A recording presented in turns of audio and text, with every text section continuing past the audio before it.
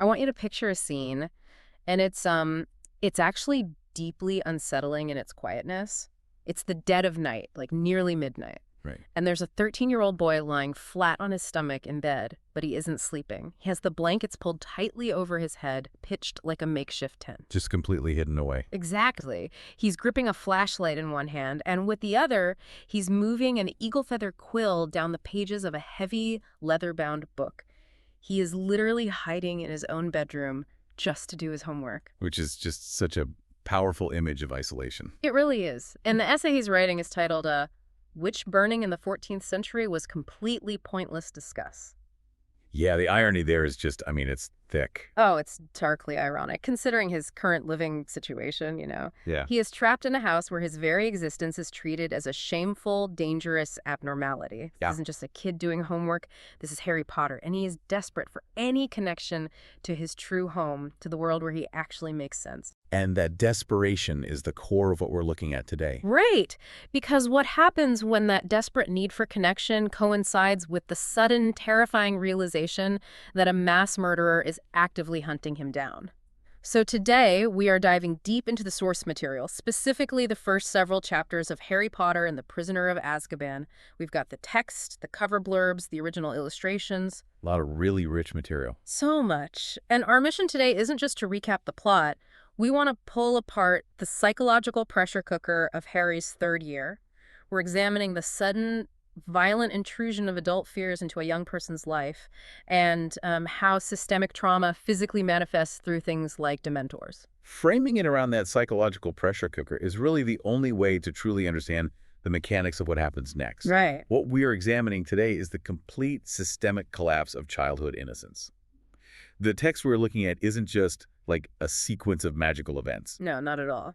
It is a clinical observation of how systemic trauma, the kind that institutions try to manage or, suppress or outright cover up, eventually manifests physically.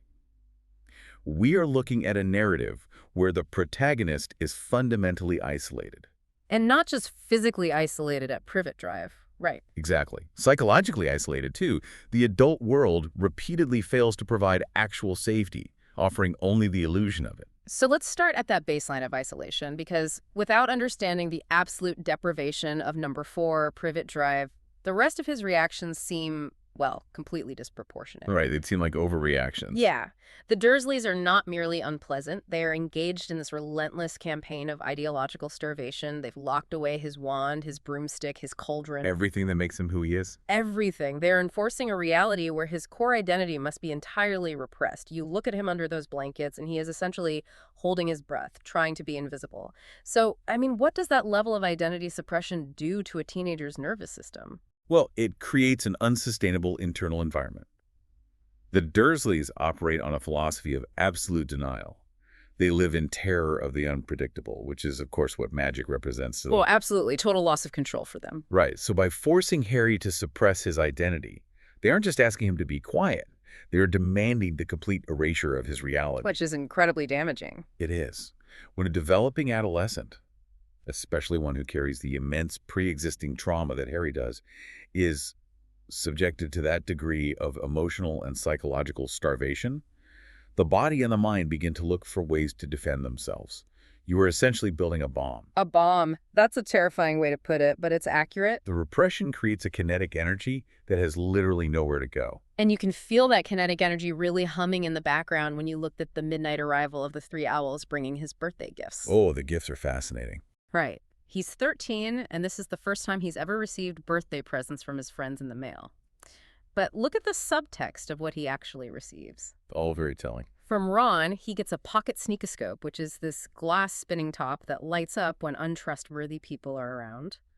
From Hermione, a highly practical broomstick servicing kit. Classic Hermione. Very on brand. And from Hagrid, he gets the Monster Book of Monsters, which literally attacks him. It's so aggressive. He has to wrestle it and strap it shut with a leather belt just to survive the unboxing.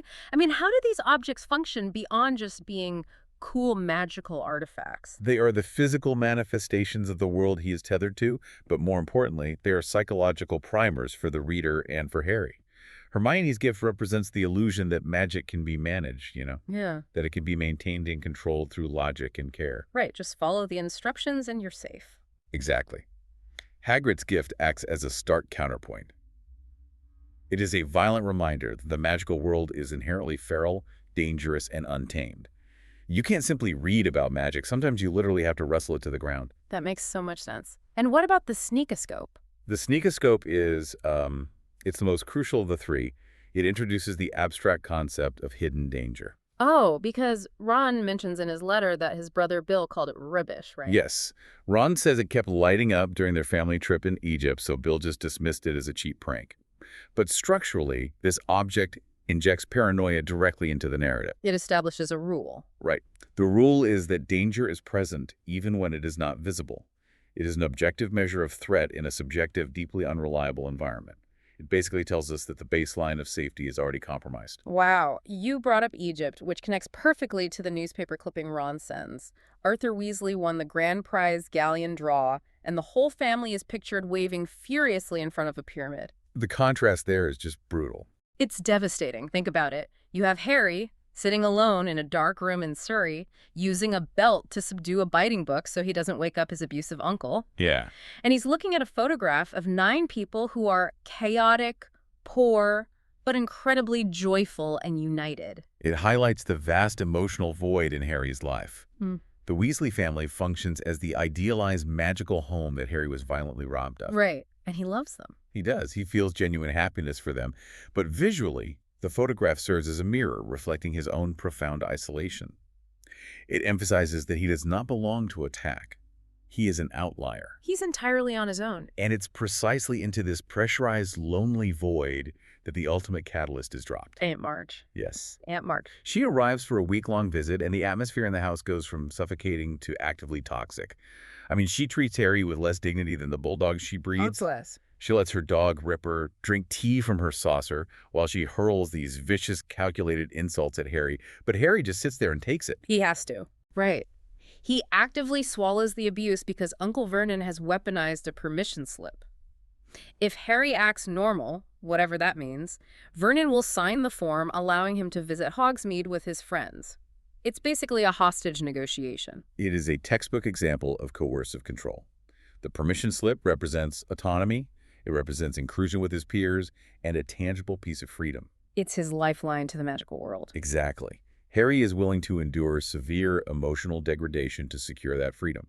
He is attempting to intellectualize his trauma, telling himself that if he can just detach, if he can just survive the week, he gets the reward. Just hold your breath a little longer. Right. But Aunt Marge's abuse isn't just cruel. It is highly specific. She targets the foundational trauma of his existence. She brings up his parents, and she does it using this, vile eugenic rhetoric. It's incredibly dark. She starts lecturing about the basic rules of breeding, stating that if there's something wrong with the bitch, there'll be something wrong with the pup. Dehumanizing him completely. Completely. She calls his mother a bad egg and completely rewrites his history, claiming his parents died drunk in a car crash. And that is where the intellectualization fails. Harry loses control. The pressure cooker finally blows. The room goes chaotic. Aunt Marge starts expanding. She literally inflates like a monstrous balloon, her buttons popping off, and she floats up to the ceiling making apoplectic popping noises. It's this grotesque, uncontrollable physical reaction. We really need to examine the mechanism of this magic. Because this wasn't a spell Harry learned. He didn't wave his wand or speak an incantation. No, it was entirely involuntary. This is somatic symptom disorder magnified by magic. Aunt Marge's rhetoric is steeped in biological determinism, the cruel idea that Harry is genetically defective. Right. She's attempting to completely strip away his humanity and rewrite the tragedy of his parents' murder into a shameful, mundane failure. When you restrict an adolescent's agency, deny their reality, and violently attack their core identity, the psyche must defend itself or face total collapse. It has no other choice. The inflation of Aunt Marge is the sudden, explosive externalization of the pressure Harry has been holding inside.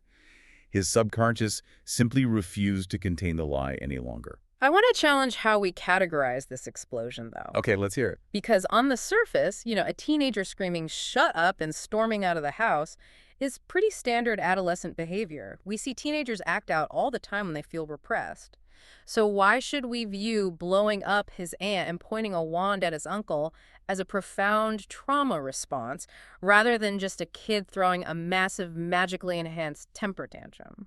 That's a fair question, Ugh. but it comes down to the stakes of the rhetoric she is using. A temper tantrum is a reaction to not getting what you want. A trauma response is a reaction to a perceived threat to your survival. Oh, I see. Aunt Marge is not denying Harry a toy or a privilege. She is attempting to systematically destroy his understanding of his parents and, by extension, his understanding of himself. Right, she's attacking his origin. If Harry sits there and accepts her narrative, if he allows her to rewrite his parents as drunken layabouts, he becomes complicit in his own psychological annihilation. Wow. Pointing his wand at Uncle Vernon as he drags his trunk into the night isn't petulance. It is the drawing of an absolute boundary. It is self-defense. So to you listening, think about a time you had to bite your tongue. You are sitting across from a boss, a teacher, or a family member who holds power over you, and they are saying something fundamentally untrue and deeply offensive. We've all been there. Think about the physical toll that takes on your body, the tightening in your chest, the elevated heart rate, the jaw clenching. Your body wants to react, but societal rules force you to suppress it. It's exhausting. Now imagine you had a magic wand in your pocket and a subconscious that bypasses those societal rules when pushed to the brink. It's terrifying, but honestly, it's deeply relatable. And by giving in to that defense mechanism, Harry severs his ties to the Muggle world's protection. He crosses a threshold. He is now dragging his heavy trunk down the dark, empty streets of Magnolia Crescent. Completely alone. Completely. He has violated the decree for the restriction of underage wizardry. In his mind, he's expelled, he's a criminal, and he's an absolute outcast.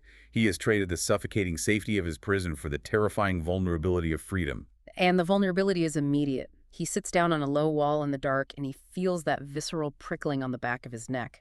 He casts a light, and in the narrow gap between a garage and a fence, he sees the hulking outline of something enormous. The dog. Yeah. It looks like a massive bear-like black dog with wide, gleaming eyes. He panics, trips over his own trunk, falls into the gutter, his wand flies away, and there is a deafening bang. Blinding headlights materialize out of the darkness, and he is suddenly faced with the night bus. The transition from the static, mundane isolation of Privet Drive into the chaotic, disorienting underworld of wizarding transit is violently abrupt. It's sensory overload. The night bus serves as emergency transport for the stranded witch or wizard. It materializes out of the ether, entirely invisible to the Muggle world. But from a world-building perspective, it serves a much deeper function. How so? It introduces Harry to a completely different socioeconomic stratum of magical society. Oh, yes. Because before this, Harry's interactions with the magical adult world have mostly been with esteemed Hogwarts professors, wealthy pureblood families like the Malfoys, or high-ranking ministry officials. The elite, basically. Right. But here we meet Stan Shunpike, the conductor who's maybe 18 and covered in pimples, and Ernie Prang, an elderly driver with incredibly thick glasses. They are working-class magical folks. The blue-collar workers. Exactly. They aren't traveling by the elegant Flu network or apparating seamlessly. They are riding a violently purple triple-decker bus that defies physics, jumping hundreds of miles while trees, mailboxes, and lampposts literally leap out of its way. The erratic, violent motion of the bus mirrors Harry's internal state perfectly. He has lost all control over his trajectory, and while he is gripping his bed frame to avoid being thrown across the bus, Stan Shunpike casually introduces the overarching threat of the narrative by reading the front page of the Daily Prophet. Which is such a wild way to find out you're being hunted. Right. This is how Harry learns about Sirius Black. It's not delivered as a sterile briefing by a responsible adult. It is delivered as sensationalized, terrifying tabloid gossip. And the details of the lore are horrifying. Black is the first person to ever break out of Azkaban. He is described as a loyal Voldemort supporter who murdered 13 people, 1 wizard, and 12 muggles in broad daylight with a single curse. A single curse. It's unfathomable power. But the detail that truly chills the blood is what happened right after. Yeah. Stan whispers that Black didn't run. He just stood there in the middle of a street filled with body parts, and he laughed. That's the part that sticks with you.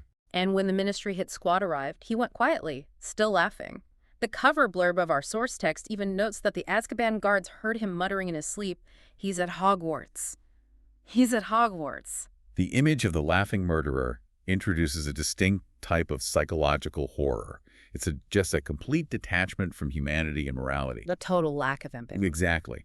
For Harry, sitting on this chaotic bus, the psychological burden is immense. He has just broken wizarding law by blowing up his aunt.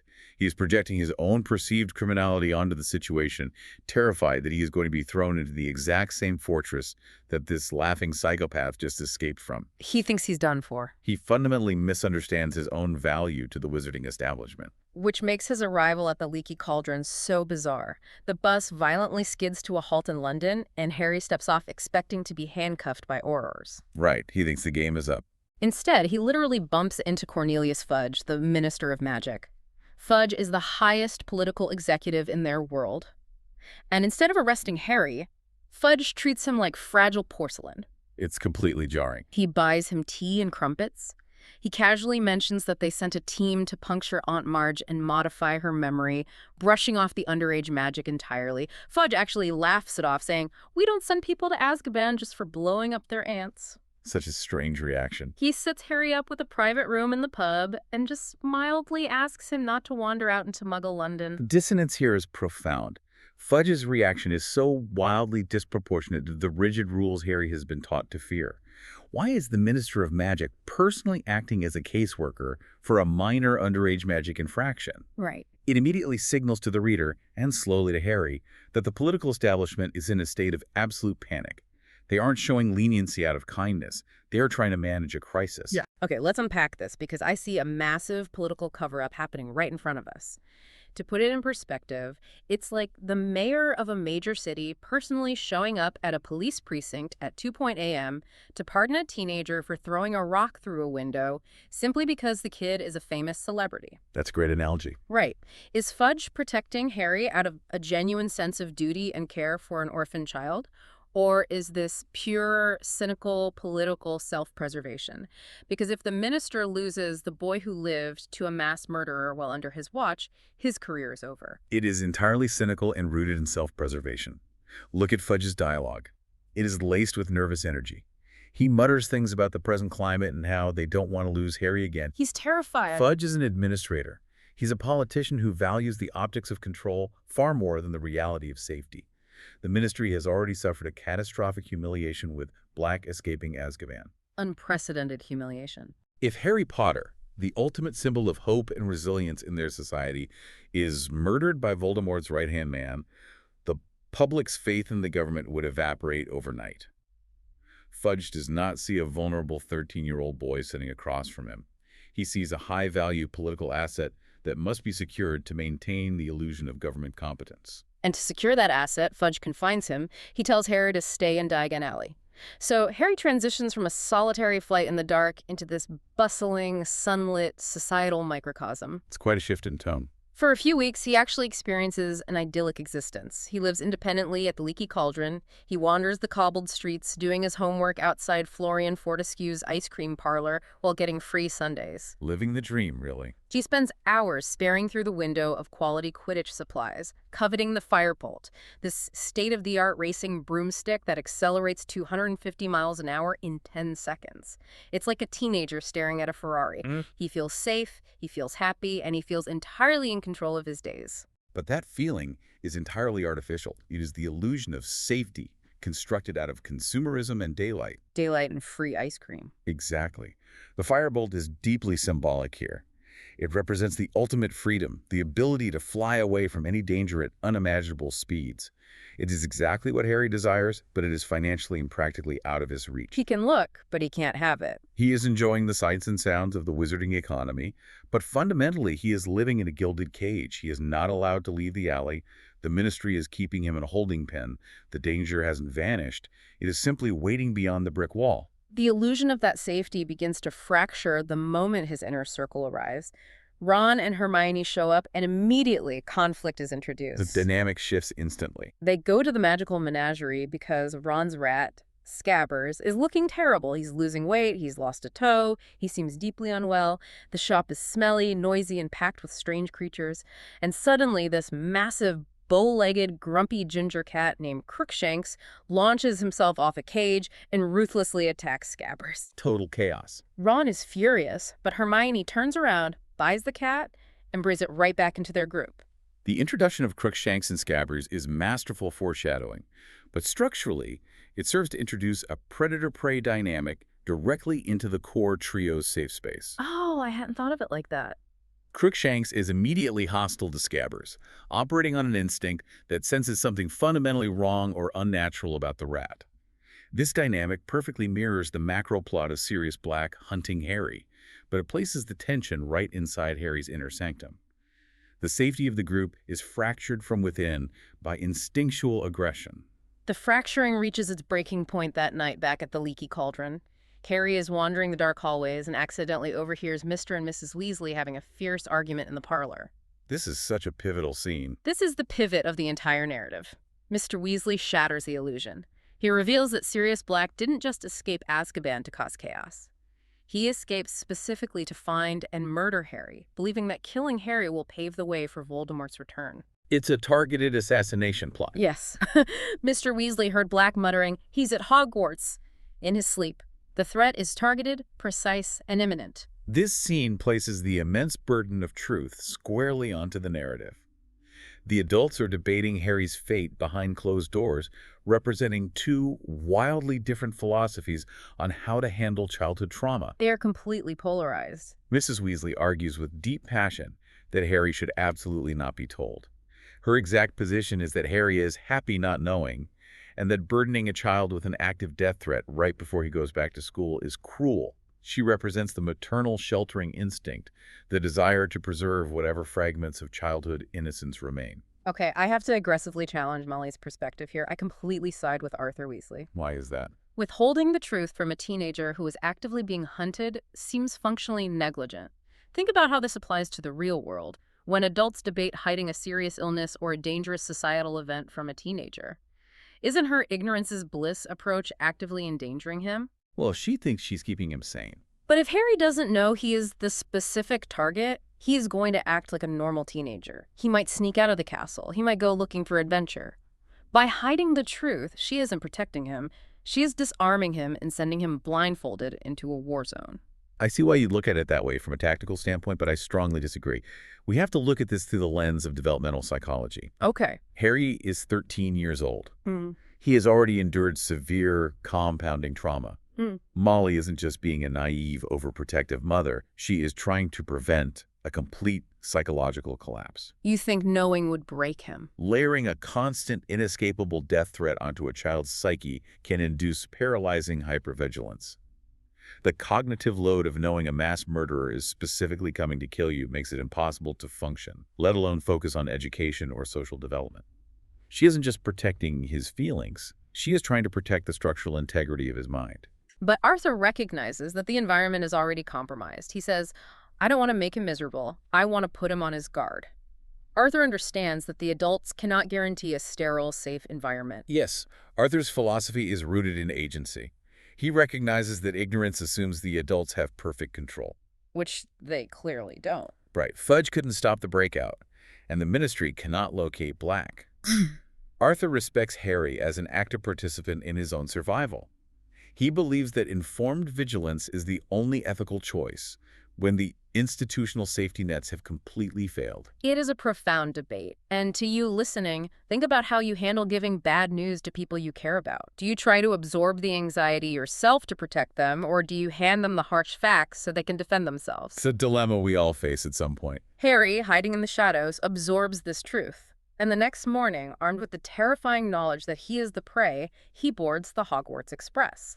And this is where the abstract, distant threat of Azkaban suddenly crashes into his immediate physical reality. The transition from the warm, bustling environment of Diagon Alley to the train journey is stark and atmospheric.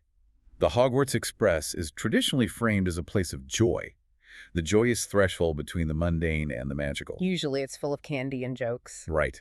But this year, the atmosphere is deeply oppressive. It is raining heavily, the skies are dark, and the compartments are full. Harry, Ron, and Hermione are forced into a compartment with a sleeping adult, Professor R.J. Lupin. Which immediately signals that something is off. Adults do not ride the student train. Never. And Lupin looks incredibly shabby. He is wearing darned robes, he looks ill, and his hair is graying despite him being quite young. And very shortly into the ride, Ron's sneakoscope goes off inside his trunk. It starts spinning rapidly and glowing brilliantly. The warning system triggers. And Ron simply shoves it into a pair of old socks to muffle the noise, completely dismissing it as a cheap, broken toy. He ignores the warning. It is the perfect illustration of confirmation bias. The sneakoscope is giving them objective data. There is a threat present. But Ron dismisses the data because his subjective assessment of the environment, he is with his best friends, and a teacher is asleep in the corner, tells him he is safe. He trusts his feelings over the tool. Exactly. He chooses comfort over vigilance. But the instrument is warning the reader that the perimeter has already been breached. And then the environment violently shifts. The train abruptly stops, nowhere near a station. The lights go completely out, plunging them into total suffocating darkness. The air in the compartment drops to freezing temperature. The physical changes are immediate. The door slowly slides open.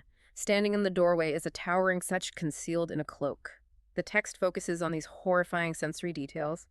Harry sees a hand protruding from the cloak, and it is described as glistening, grayish, slimy-looking, and scabbed, like something dead that had decayed in water. It's a very visceral description. And then the creature draws a long, slow, rattling breath, and the sound alone seems to suck the air right out of the room. We must analyze the mechanism of the Dementor very closely here, because it does not attack with claws or teeth. No, it's totally psychological. It is a creature of psychological extraction. The intense cold it brings is not just a drop in temperature. It is the physical sensation of despair entering the body. The Dementor is the literal embodiment of systemic trauma. It feeds on hope, happiness, and peace, leaving the victim with nothing but their absolute worst memories. It bypasses physical defenses and strikes directly at the psyche. Harry's reaction is violent. He hears terrible, terrified, pleading screams echoing in his head. He falls out of his seat and starts twitching on the floor. He passes out completely. His system just shuts down. Lupin has to wake up, summon a silvery spell to drive the creature away, and then hand out pieces of chocolate to the terrified kids, which acts as a physiological grounding technique to bring warmth back to their bodies. But when Harry regains consciousness, he realizes a devastating truth. And this truth really isolates him again. He was the only one who fainted. Ron and Hermione were terrified, yes. They felt the cold. But they didn't collapse. And Harry immediately feels a profound, crushing sense of shame. That shame is so critical to understanding his character in this book. Harry views his reaction as a moral failure, a weakness of his character. He asks himself why he went to pieces when his friends remained conscious. He thinks he's a coward. Right. But the Dementor functions as a metaphorical trigger for post-traumatic stress disorder. It forces the victim to relive their deepest trauma. Harry has significantly more profound past trauma than his peers. Well, yeah, he survived the killing curse as a baby. He survived a literal assassination attempt. He carries the deeply buried subconscious memory of his mother being murdered while protecting him. The Dementor isn't causing a sudden weakness. It is exploiting an existing emotional crater. Harry is having a severe trauma response. His reaction is a symptom of his history, not a flaw in his courage. Here's where it gets really interesting and, frankly, infuriating. The Ministry of Magic is deploying these things intentionally. It's a terrifying policy. When they finally arrive at the castle, Draco Malfoy is already mocking Harry for fainting, but Dumbledore makes the serious announcement. He tells the entire student body that the Dementors will be stationed at all entrances to the school grounds to protect them from Sirius Black. Dumbledore's not happy about it either. I have to push back incredibly hard on the systemic use of these creatures. If Dementors are this psychologically damaging, if their mere presence causes a 13-year-old to have a seizure and hear his mother's murder, why on earth is the government using them as security guards around a school? It's baffling from a child safety perspective. It is literally like deploying radioactive guard dogs to protect a children's playground. Doesn't this prove that the Ministry is acting out of blind, unthinking panic? It proves a catastrophic failure to distinguish between containment and safety. The Ministry views the Dementors as weapons of deterrence. Fudge believes that deploying the most terrifying creatures in their arsenal projects strength and control. But the collateral damage... The collateral damage is immense. The institutional logic is deeply flawed. They are willing to inflict severe, ongoing psychological damage on the children under the guise of protecting their physical bodies. It's completely backward. It highlights a society whose justice system relies on torture and despair. And when that society gets scared, they bring the torture right to the school gates. The students are deeply rattled by this. After experiencing this terrifying lack of control on the train and having these monsters stationed outside their home, they immediately try to reassert control over their lives. That's a natural coping mechanism. The next morning, we see how they cope, primarily through their academic schedules. Hermione is the ultimate example of this trauma response. She sits down at breakfast and presents a schedule to Ron that is literally impossible. Her schedule is fascinating. She has 3 completely different classes: divination, Muggle studies, and arithmancy, all scheduled for exactly 9:00 a.m. Ron points out the physical impossibility of being in 3 places at once, and she just brushes him off, snapping that she has it fixed with Professor McGonagall. Hermione's response to the chaos and trauma of the Dementor attack is to exert hyper-control over her intellectual environment. If the world outside is unpredictable and dangerous, she will construct a fortress of schedules, logic, and academic mastery. She wants to master everything. She is taking Muggle studies, despite being Muggle-born, simply to analyze her own background from a detached, wizarding academic perspective. She wants to catalog and understand every variable, but her rigid belief that the world can be managed through logic is immediately subverted when they journey to their first class, divination. The contrast is brilliant. To get to divination, they have to climb up to the North Tower. The journey is chaotic. They get hopelessly lost and have to ask a painting for directions. Sir Cadogan, this hyper-aggressive, ridiculous little knight who keeps falling off his fat pony and challenging teenagers to duels. He's a great comedic relief, but also adds to the chaos. He guides them up a silvery ladder through a circular trapdoor in the ceiling, and the classroom they emerge into is the absolute antithesis of Hermione's structured world. It's nothing like a Hogwarts classroom. It does not look like a place of learning. It looks like a stifling, old-fashioned tea shop. The curtains are drawn tight, the lamps are draped with dark red scarves, and there is a fire burning that gives off a heavy, sickly, suffocating perfume. It is physically designed to disorient you. It is designed to bypass the rational mind entirely. Hermione thrives in brightly lit spaces with chalkboards, clear instructions, and textbooks. Professor Sybil Trelawney's classroom is an environment constructed to induce a trance state. It's sensory manipulation. Exactly. The heat, the lack of natural light, the heavy perfume, it creates sensory overload that lowers cognitive defenses. And Trelawney herself emerges from the shadows, draped in shawls and bangles, her eyes magnified by massive glasses.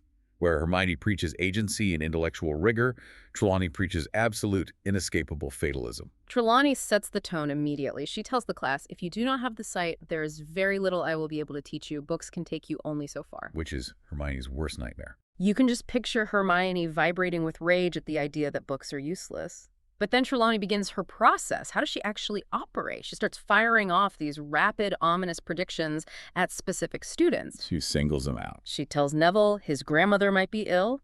She warns Parvati to beware a red-haired man. She tells Lavender Brown that the thing she's dreading will happen on October 16th. And she casually, almost conversationally, mentions that around Easter, one of the class will leave them forever. So what does this all mean? What is the actual mechanism of this psychological manipulation? And is a textbook example of cold reading applied to a deeply vulnerable demographic. Trelawney is preying on adolescent anxieties. She targets Neville, a boy who clearly displays high levels of nervous energy and suggests his caregiver is unwell. Of course that will induce panic. It's so manipulative. She tells a teenage girl that the specific thing she is dreading will happen on a specific date. Every teenager is dreading something, a test, a social rejection. By providing a date, she ensures that whatever negative event occurs around that time will be retroactively attributed to her prediction. Right. She utilizes confirmation bias. She plants seeds of hypervigilance, ensuring the students look for signs to validate her authority. Is divination real in this universe, or is it just a psychological placebo? It feels like Trelawney is just planting seeds of anxiety in teenagers to make herself look mystical. She is essentially telling them that their agency is an illusion. That's exactly the message she sends. That their futures are already written in the tea leaves they are about to read, and all they can do is brace for impact.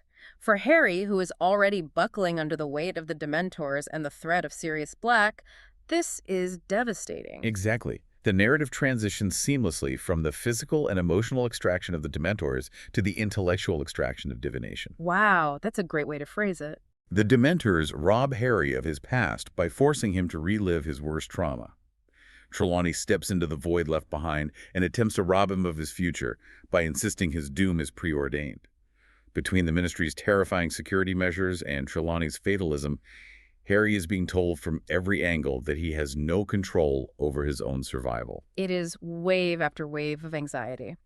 When we step back and look at the massive amount of ground we've covered today, from the explosive pressure cooker at Privet Drive to the chaotic flight on the night bus, the political maneuvering of Cornelius Fudge, the horrifying reality of the Dementor attack, and the suffocating fatalism of the divination classroom. It's been a journey. What is the ultimate through line of this psychological shift? If we synthesize all these elements, the fundamental through line is the traumatic realization that the adult world cannot and sometimes will not protect you. The safety nets fail.